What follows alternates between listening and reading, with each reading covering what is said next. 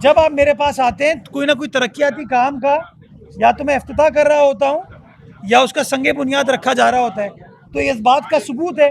तो आज जो मुनाफिकीन 4 बजे कह रहे हैं कि हम सिंध असेंबली के बाहर एहतजाज करेंगे, उनसे पूछो ना भाई, 2.5 साल से 2.25 साल से 9 टाउनों में हुकूमत है, तुम लोगों ने क्या कर लिया है? ज़रा हिसाब दो कि तुमको जो अरबों रुपए मिले हैं, तुमने वो अरबों रुपए कहाँ खर्च किए हैं, किस चीज़ के ऊपर खर्च किए हैं? सिर्फ शहर के खंभों पर, शहर के ब्रिजों पर अपने पैनाफ्लेक्स बोर्ड लगाने के लिए, अपने झंडे लगाने के लिए।